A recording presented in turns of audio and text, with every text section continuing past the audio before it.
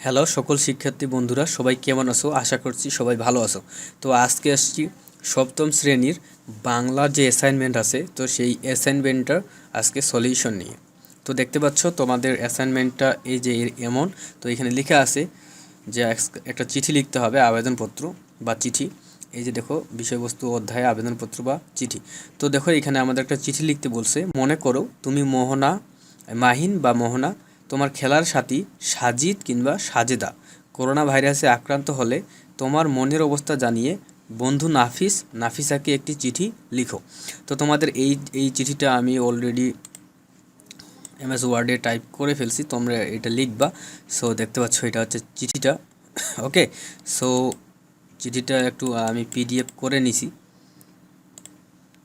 So তোমরা এই চিঠিটার download লিঙ্কটা কিন্তু সুন্দর করে পাবা। ওকে, সো এটা আমি কাটলাম, এটাও কাটলাম।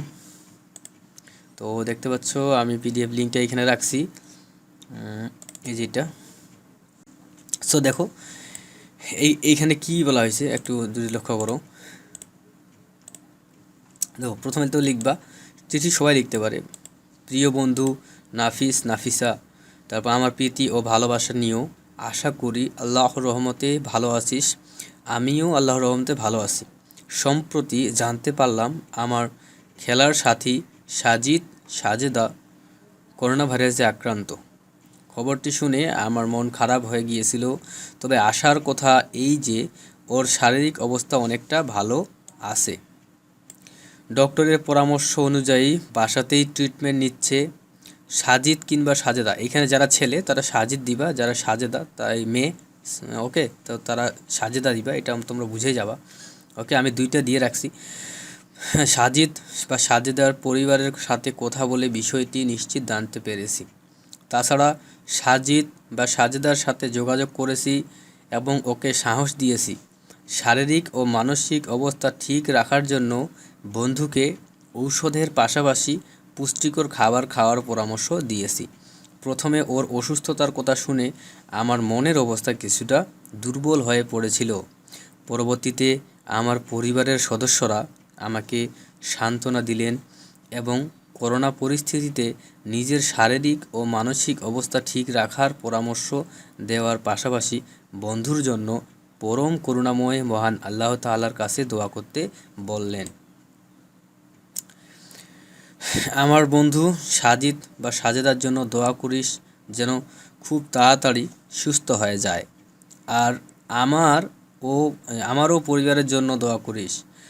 মহান আল্লাহ তাআলা যেন তোকে ও তোর পরিবারের সকলকে সুস্থ এবং করোনা ভাইরাস থেকে হেফাজতে রাখেন।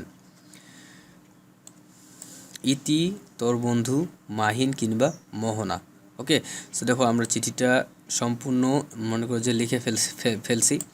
সো এইখানে আমাদের এই যে ডাক টিকিটটা দিতে হয়। ওকে, সো এইখানে দেখো, এই ছকটা তোমরা টানার পর এদিকে একদিকে প্রেরক একদিকে প্রাপক, আরও এইদিকে একটু কর্নার করে ডাক টিকিটটা লিখে দিবা। ওকে, সো দেখো, প্রেরক অর্থাৎ যা চিঠিটা আসলে পাঠাচ্ছে হচ্ছে মাহিন কিংবা মোহনা, একটা ঠিকানা তোমরা এখানে দিয়ে দিবা। ওকে, আমি একটা ঠিকানা দিছি এবং প্রাপক যে চিঠিটা পাবে তার নাম হচ্ছে নাফিস কিংবা নাফিসা।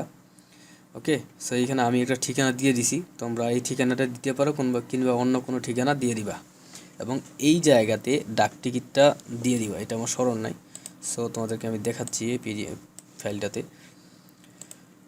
সো দেখো, আমি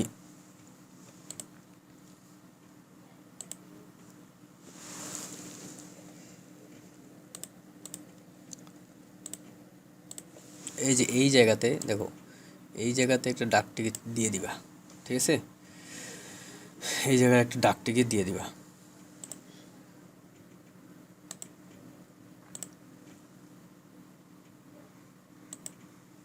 এই যে এই জায়গায় ডাক টিকিট লিখে দেবে, মাঝখানে হয়ে গেল।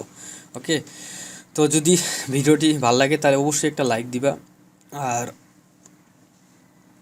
কমেন্ট করতে ভুলবা না।